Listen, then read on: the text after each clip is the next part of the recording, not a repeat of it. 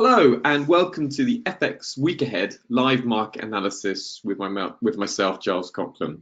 We have a very busy week ahead and there's plenty of headline risk and there should be a lot of volatility during this coming week. So there's plenty for us to go through. And just as folks are coming into the webinar, I'm just going to make it clear that the whole point of this FX Week Ahead is not to be a signal service, although we look at entry stops and take profits.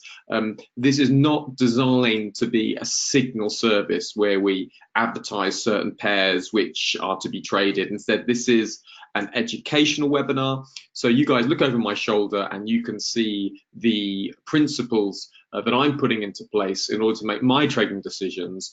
And by watching how I make my trading decisions, the idea is that you grow in confidence and you grow with the skills necessary for you to make your own trading decisions which you make in the future. So that's just to explain what this is. There's a number of new traders obviously come to this webinar, and that's why we go through this disclaimer so people don't get confused about what's happening. And a lot of the reasons for that is that if you don't know the story of why a currency is moving, you don't understand when that story has changed. A lot of trading involves stories, for want of a better explanation. There's different narratives and different data points that drive the currency markets. And when those data points change or alter, then the direction of a currency will often change or alter as well. So if you don't know that story, then you can obviously end up getting caught out. So obviously the stories are changing all the time. But we're going to jump in to see some of those narratives that are going into the market next. Just going to say hello to a few folks who've come in. Hi, Carrick, Camille, Ignatius, Sheikh, Kazumullah. Good to have you guys aboard. And we will get ahead now with the FX Week Ahead. So first off, we're going to look at the equity markets. As FX traders, we always want to keep an eye on what the equity markets are doing because it gives us an indication of risk. And so this morning, the complication this morning is that the Shanghai Composite, the Chinese market, was on holiday. The Hang Seng was on holiday. Sydney was on holiday, but the ASX 200 was still actually trading. So in terms of overnight Asian markets, it wasn't that helpful because of the number of holidays that were going on. But you can see the Nikkei, the Japanese indices, was slightly higher at 0.16%, sorry, slightly lower at 0.16%. So that was pressured on the day. And kind of the news that have been pressurizing the Nikkei and resulted in a slight risk-off tone this morning was the news that China is not going to be addressing all of the US's kind of key complaints against it at the upcoming China trade talks. So the initial way this was taken by the market, this was taken as a risk negative sentiment. And we saw the Australian dollar Japanese yen pair sell off. Now this was the pair that I've been looking at since this morning. I'll just show you how this all worked out. And I'll show you the way that it gapped. So you see price gapped at the open. You see, and for any traders that were around, you would have known, okay, this is gapped on that bad news that the US-China trade talks are going to look negative. Now, the Australian dollar Japanese yen pair is a great pair to trade US-China trade news on, because if it's bad news, because Australia has such a close relationship with China, the Australian dollar is often traded as a proxy for the Chinese yuan. So in other words, what's bad for China is bad for the Australian dollar. So this was taken as a negative trade development. So we knew it was going to be negative for the Australian dollar, whereas the Japanese yen is a safe haven currency. And when markets are worried or concerned, then we know that they will buy the Japanese yen. So that's why Australian dollar Japanese yen. No, I'm not showing my screen. Thank you. My apologies. Thank you, Karik, Hashik, Ignatius. That should be better. My apologies. Right, now let's go to this again. Sorry about that, guys. So this was the gap down as the market opened. Okay. Now I'm going to show you guys, like, if I was here for the market open, I was in bed. I get up very early for the European session and end of Asian session, so I was asleep by this time, so I missed this. But if I'd seen this, the way I would have traded this would have been very simply to put a fib retracement onto that entire move, okay, and traded up to the 50% retracement, and then taken my profit down at these lows for a very quick, so that's 25 down here for about 15 points. Okay, so if you miss like kind of a big sentiment shift, a very simple way of taking advantage of those when you get those, as long as it's a key sentiment shift driver, just don't jump in like at the very bottom of the price unless it's really significantly market moving. Wait for the retracement and just take a 50% fib level. Just use it nice and simple, 50% fib level, and then take your profit off here. Now don't take your profit right off down at these lows, okay? Just take it around the shoulder. So somewhere around here would have been ideal, 72.11, 72.12. That would have been ideal. That's what I would have done. And you could, that's just a general rule that I will use if I miss that initial phase move. Now, as it happened this morning, I came to my desk and I was looking at trading Australia Japanese yen, and I traded a short from around this level here, 07, down to around 9.5. So I traded about 12, 13 point move this morning in the London AM session. Okay, so that's just showing you this was on that news of the US-China trade talks weren't being as optimistic as expected. Okay, so let's go. That's it. That's great. Okay, so that's what we're doing the equity market checking in. Okay, that's great. Super. It's all showing now. There's the intermarket correlation cheat sheet. I just use that there for you. Use that if you want to know what happens with stocks and bond prices and risk on, and what happens with stocks and bond prices, etc., and risk off. And now we're going to get into some of the key details that we have coming for this week. Okay, these are the things we're going to cover.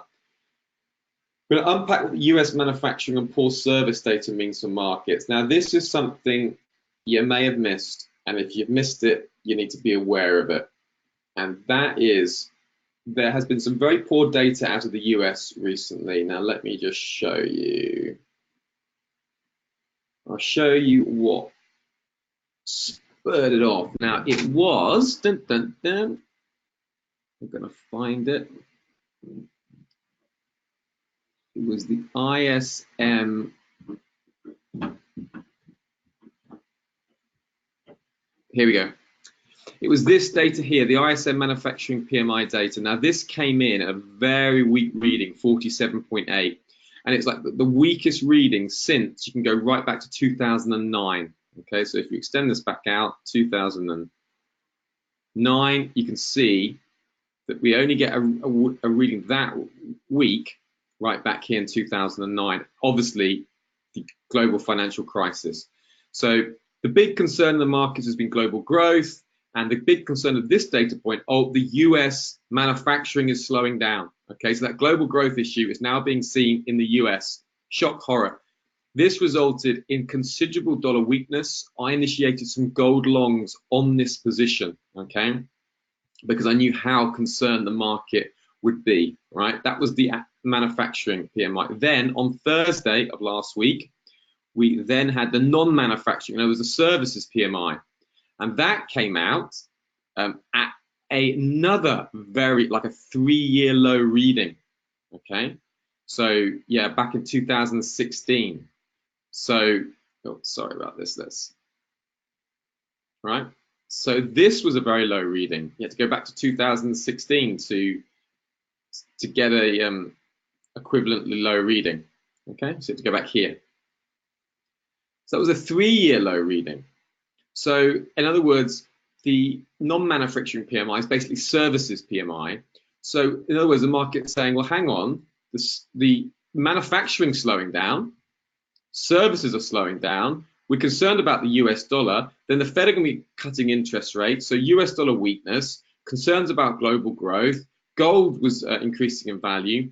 Then the market was thinking, well, gosh, global growth is going to slow down. So oil prices started to fall. We saw some large moves in the equity markets last week, and it was all to do with these data points that were driving it. Okay, so you need to be aware of that. Then on Friday, people were really looking at this non-farm employment very carefully. Okay, now as it happened, when you look at the non-farm payrolls, there's three metrics to look at: hourly earnings, the headline, and the unemployment rate. Now, the headline was a miss, so that's negative. The average hourly earnings were a miss, that's negative. But the thing that saved the US dollar on Friday from continuing its free fall was the unemployment rate. That was something like a 50-year low. So in other words, that metric was telling the market it's not, it's not all out bleak and dire and terrible. Okay.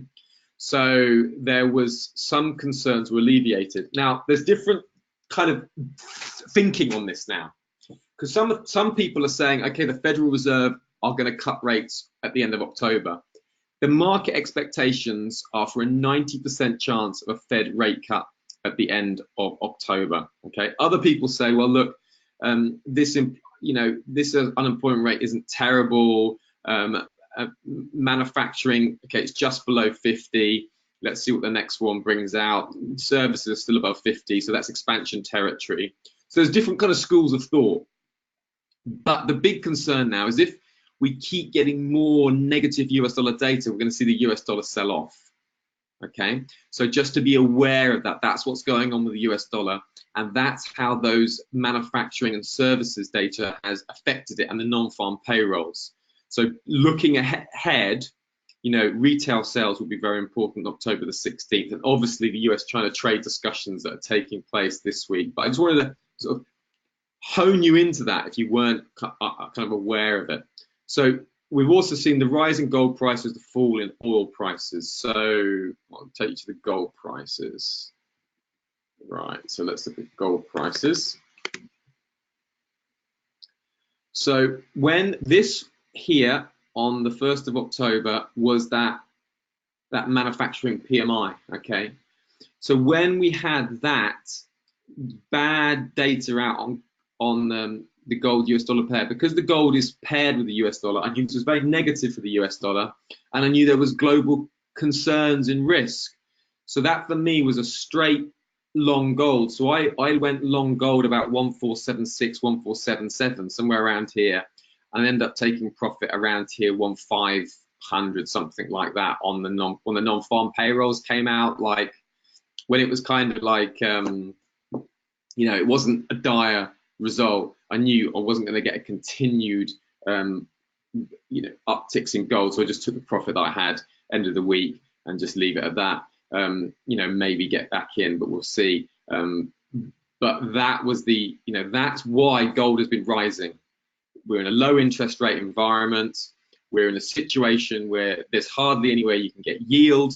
There's concerns about global growth. So this has been very supportive of gold. And I'm expecting gold to be bought again. If it goes back into 1485, I'm expecting to have gold buyers from that level, okay? Because the fundamentals haven't really changed for gold. Oil, let me explain what's happening with oil. Oil has tumbled, and the reason oil has tumbled is because people have been thinking, well, if the global growth is slowing down, then the forward projections for demand for oil are going to be less. So people are going to need less oil. So oil's less in demand, so oil prices fall. Oil found support around this 52 level. But if the situation still remains the same, say like we haven't really got a US-China trade deal, things are still pretty bleak for global growth, I'm expecting sellers at this kind of 56, 57 region.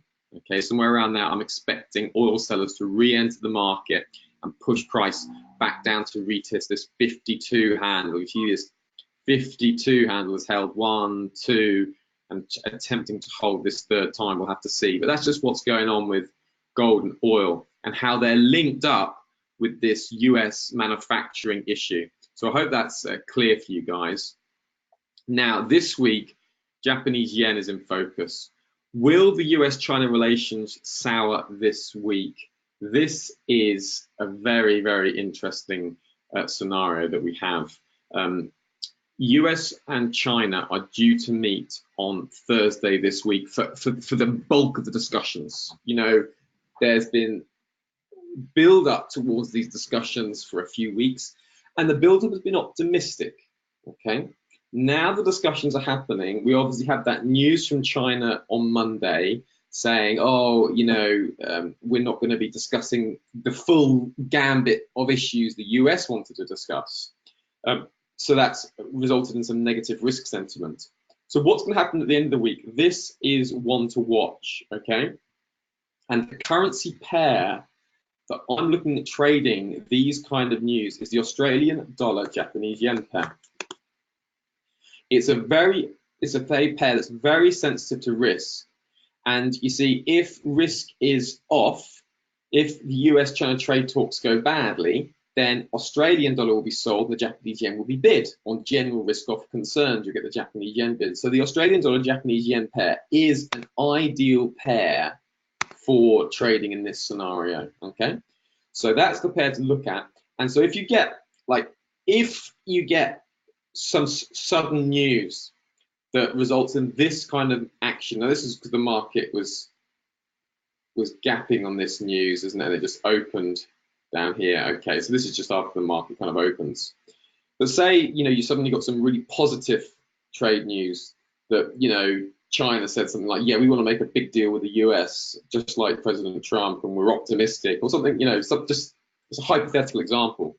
Then all of a sudden you'll see a huge green candlestick, okay? And if you see that huge green candlestick and the news is good, then just look at entering on the 50% retrace. Just here, like, if this was during market open, you've just seen a large red candlestick, you know, something like this, okay, or that, or even this, okay, and then just trade the 50% down to the recent lows. Is a very simple way of joining that sentiment. Yeah, so that is one to watch this week. US-China relations, really huge event.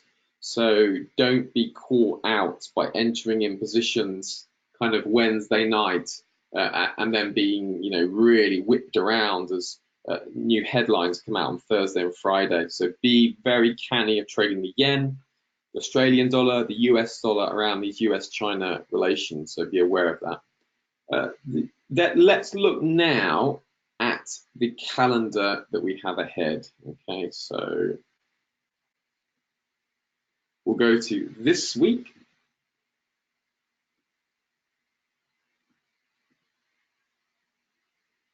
And looking at this, this week,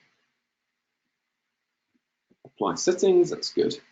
Okay, so later we have Fed Chair Powell speaking. Now, the market's trying to guess from Powell, what's he thinking about the latest manufacturing figures? Is he concerned, thinking, oh, this is a terrible slowdown and we're going to have to cut rates more quickly than we thought? Or is he going to be less alarmed? So the market's going to be listening to what Fed Chair Powell speaks, see if there's anything new. That's what the market is looking for, anything new. And if you get any new news, that's going to affect the US dollar.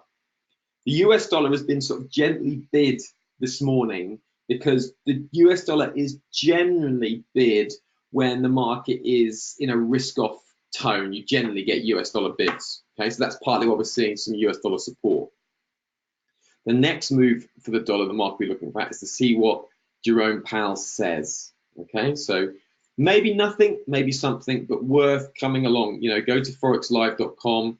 Just check out, if you haven't got a professional news service or a news feed, check out what forexlive.com, and that'll give you an indication on Powell's speech. Okay, nothing necessary that I'm expecting there. We got Evans speaking, and we got Fed's Chair Powell speaking again on Tuesday. Again, we got Powell speaking on Wednesday, so there's a lot of speeches from Powell. And then we've got the FOMC meeting minutes. Now, this will be eyed for clues as to what the Fed was thinking. So, for example, if this is the meeting minutes from the last rate decision. So the reason traders are interested in that, because can they get any clues from the last rate meeting decision in order to see what the next rate decision is going to be. So in a hypothetical situation, imagine in the meeting minutes, they had said, yeah, we're going to cut rates. This is the only rate cut we're expecting this year. However, if manufacturing deteriorates below, 48.5, then we'll have to reconsider our view. So in that kind of scenario, traders are reading the minutes to get a clue as to what the Federal Reserve is going to do on October the 31st, because that's when the Fed's meeting.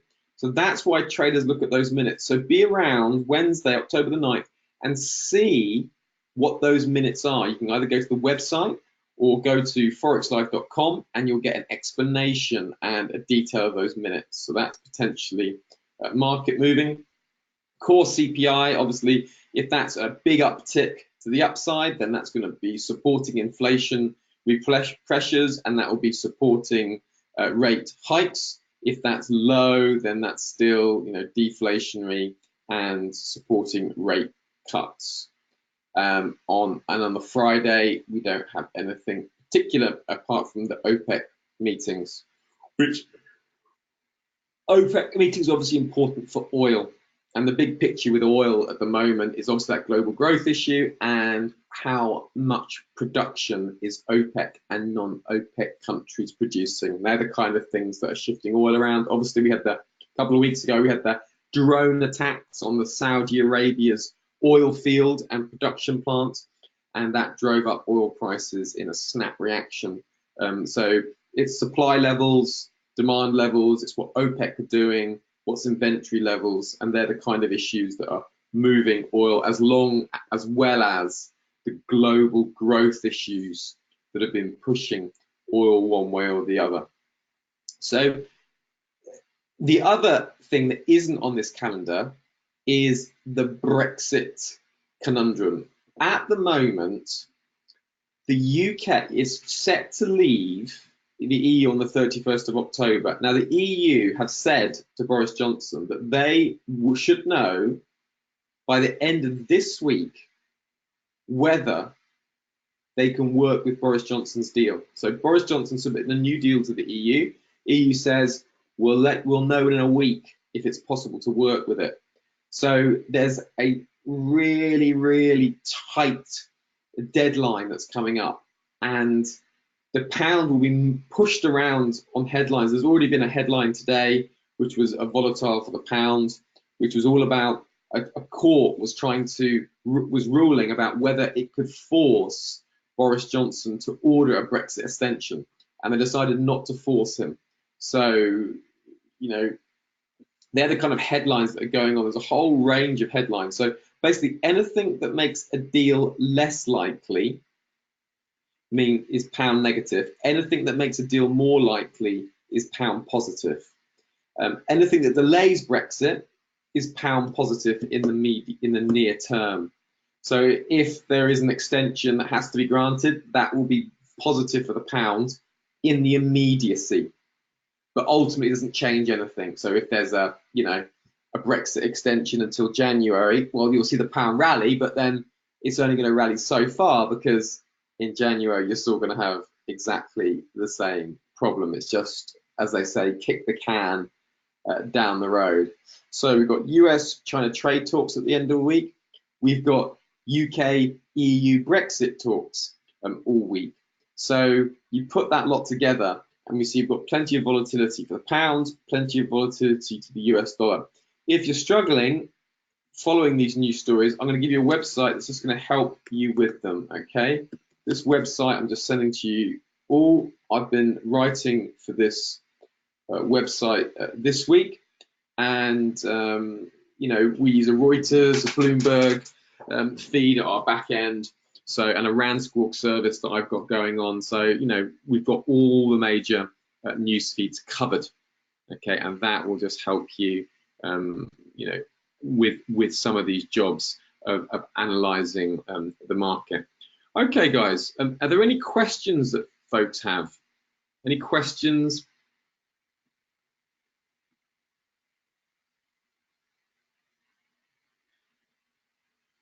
And don't forget this coaching service that we do each week. I will just let's have a look there. Yeah, I'll just show you this coaching service.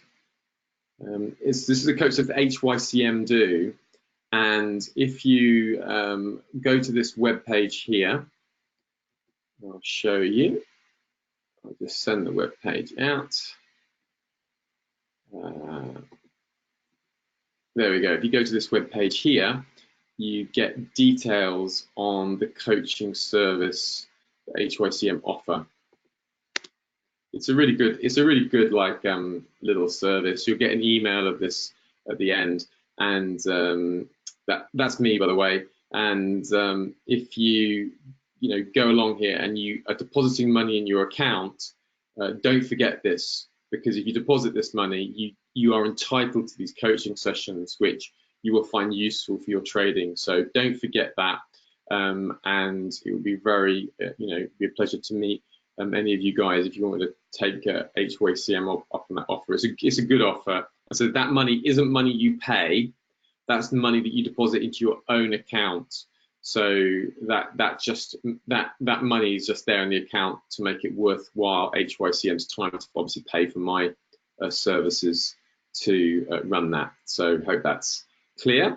And don't forget, tomorrow we will have an online trading workshop. We'll nail into a single event, and we will look at weak currencies against strong currencies, and we'll start to drill down into some more details. But hopefully we'll get some of those sort of big sentiment shifts like we got today on the Australian dollar Japanese yen pair.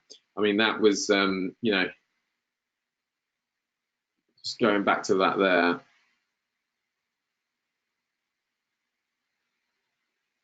Because as long as that negative sentiment remains in the market, I'm still expecting sellers on pullback. So although I took a little short here, I've closed out my position. I would expect to find sellers if prices moves back up to like 72.50. Okay, you see that region there? That for me looks like a key area to find sellers, as long as the sentiment remains the same. So I would be nervous about having my stop above here, because I just think that's a better entry than a better stop level. I think if I was looking at trading this, I'd be looking at entering here. Obviously, some people will put their stops here, you see, but I think that's a better entry than a stop. And put your stop there, and just place your stop loss above this swing high. So that's what I would be expecting. Now, I'm not, as I said, I haven't got orders for this, but I'll be monitoring. So if price sort of meanders back up to 72.50, and the situation still remains the same. So still there's a little bit of negative sentiment. China have been a little bit more pessimistic about trade talks, and I'll be expecting 72.50 to find sellers. And remember, it's that key pivot point. It's halfway between a big round number and just stops there. 72. I'll be happy with my stop about 72.80. So about a 30-point stop. You can make a play back down to these lows, back down to 72 or something. So about a 50 pip play would make sense to me. And tomorrow we got the workshop, so don't forget that. Okay, guys, it's been a pleasure. There's a lot to cover. Don't forget the UK EU Brexit news. Don't forget US China discussions. Don't forget China are coming back from holiday tomorrow, so we'll have the markets opening October the 8th, and we have those scheduled events that we've gone through. Okay, guys, have a good week, and I hope to see some of you tomorrow for the workshop 1 till 2. Take care now, guys. Goodbye.